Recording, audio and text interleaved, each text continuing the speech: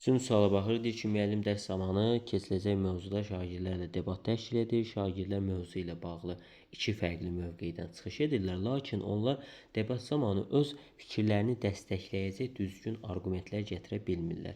Müəllim proses boyu şagirdlərin mənbələri düzgün araşdırma bacarığının olmadığını müəyyənləşdirir. Deyir ki, doğru fikri müəyyən edin.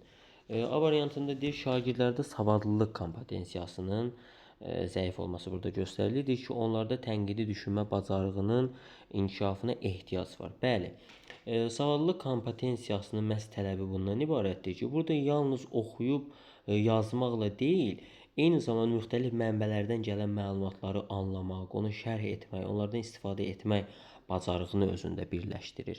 Eyni zamanda baxın, deyir ki, debatda arqument gətirə bilməmək kimi şagirdlərdə tənqidi təfəkkürün zəifliyi burada göstərilir. Yəni tənqidi düşünən şagird faktı rəydən ayırmağı, sübutları belə deyək, əsaslandırmağı, müəyyən fikirlər formalaşdırmağı bacaran şagirddir. Ona görə də deməli bunların tənqidi düşünmə bacarığının da zəifliyi burada göstərilir və arqumentasiyaya baxdıqda deyir ki, onlar arqumentlər gətirə bilmirlər. Bu deməkdir ki, müəllim şagirdlərdən arqument gətirməyi tələb eləyir, belə deyək, gözləyir. Lakin müəllim müşahidə eləyir ki, şagirdlərdə ümumiyyətlə arqument gətirmə bacarığı yoxdur, olmadığını müşahidə eləyir. Yəni şagirdlərdə analitik təhlil, tənqidi yanaşma belə deyək, bacarıqlarının da müəyyən geriliyin, zəifliyin olduğunu müşahidə eləyir və buna görə də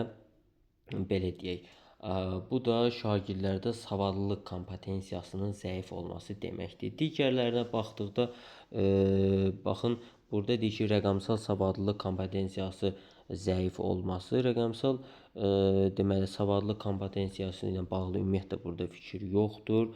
Mədəni məlumatlılıq kompetensiyasının zəifliyi burada göstərilib.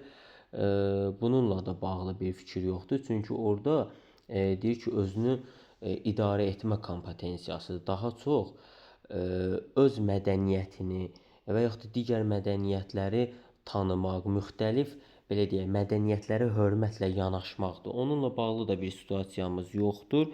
Sahibkarlıq kompetensiyası da burada yoxdur. Çünki orada belə deyək, ideyaları belə deyək, dəyərlərə çevirə bilməkdir. Sonuncuda mühəndislikdir. Mühəndislik də belə deyək, daha çox STEM yönlü olduğuna görə belə bir kompetensiyadır. Lakin bununla bağlı da bir situasiya yoxdur. Doğru cavabımız A bəndi.